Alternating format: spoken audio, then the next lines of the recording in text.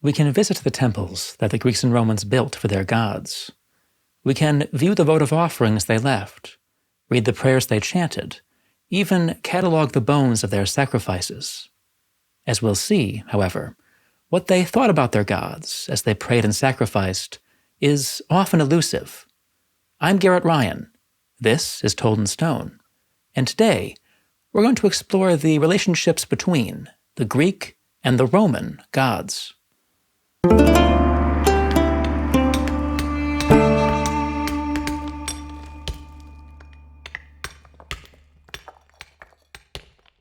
Both the Greeks and the Romans worshipped hundreds of deities.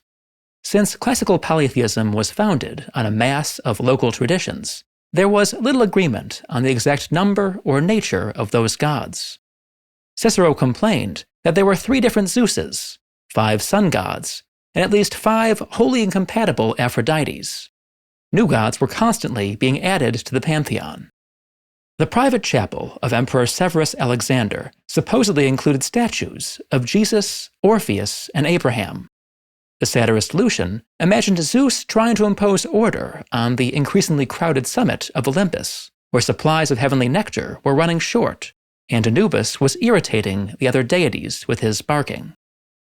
At the pinnacle of this teeming, numinous universe were the Olympians, the 12 gods headed by Zeus and Hera. Since the time of Homer, and in some cases since the Bronze Age, the Olympians had been the preeminent deities of the Greek world. Greek merchants and colonists brought them to Italy in the 8th century BC, just as the settlements on the hills of Rome were coalescing into a city. Scholars used to think that the Romans originally worshipped abstractions. It was suggested that Venus, for example, was nothing more than beauty made manifest, shadowy and indistinct, before she absorbed the personality and myths of Aphrodite. Although there is probably some truth in this, recent research has made it clear that the Greeks influenced Roman religion virtually from the beginning. By the time Rome emerged into the full light of history, the Roman gods had been assimilated to their Greek counterparts. The Greek Zeus had been equated with the Roman Jupiter, Hera with Juno, Athena with Minerva, and so on. Then, or later, there seems to have been little doubt in the Romans' minds that their chief gods were the same as those of the Greeks. The Greeks, for their part, generally accepted that the Romans worshipped their gods under different names. This was a long-standing assumption. In the Iliad, the Greeks and the Trojans prayed to the same gods. The myth claimed that the Egyptians worshipped animal-headed gods because the Olympians had once fled to Egypt, disguised as animals. In both Greek and Roman thought, the idea that the most important gods had universal power was accompanied by a belief in lesser deities whose authority was limited to a certain place or particular activity. The Romans were much more enthusiastic than the Greeks about worshipping these minor gods. Some belonged to conquered peoples. Although they did not always respect foreign sanctuaries, Pliny tells the story of a legionary who made his fortune by robbing an Armenian temple. The Romans were eager collectors of exotic deities.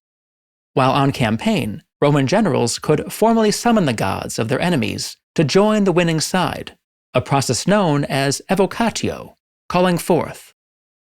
In response to a crisis, the Senate sometimes invited a powerful foreign god to Rome. Asclepius was brought from Greece during a plague, and the goddess Cybele, complete with her self-flagellating eunuch priests, came from Anatolia during the war with Hannibal. Every people worships its own gods, observed one early Christian author, but the Romans worshipped the gods of all. Occasionally, profusion became confusion.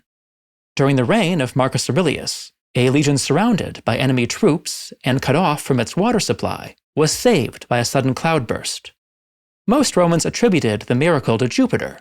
Others, however, assigned the storm to the gods of Egypt, evoked by a magician in the emperor's entourage. Christians credited Christ. Although some Greek gods personified concepts, most famously Nike, victory, and Tuke, fortune, abstractions were much more prominent in Roman religion. There were important public cults for concordia, harmony, spes, hope, virtus, honor, and fides, faith, among many others. The Romans were also distinctive in their willingness to assign gods to highly specific objects and actions. They revered Sterculinus, the god of manuring, Robigo, god of mildew, and Vervactor, the god of plowing a fallow field.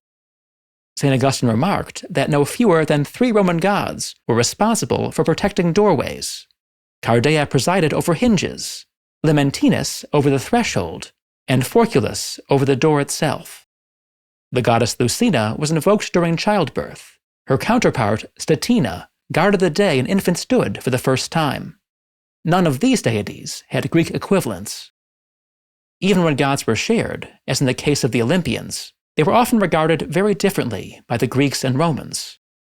The Romans, for example, revered Mars as one of their chief gods and honored him with several important festivals.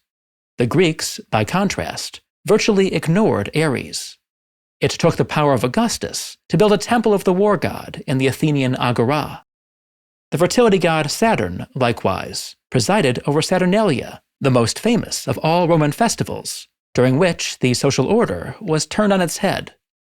Although there were broadly similar celebrations at Athens and a few other cities, Cronus, the Greek titan to whom Saturn was assimilated, was a very different figure.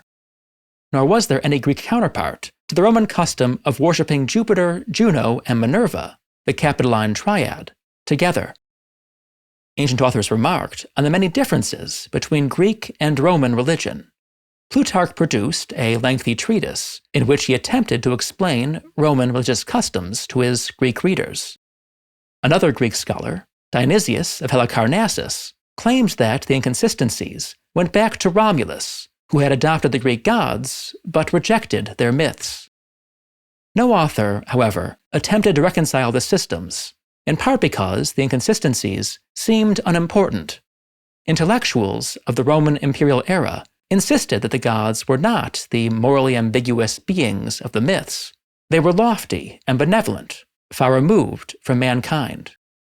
It was demons, minor deities who snuffled at sacrificial smoke, that moiled in the mortal world.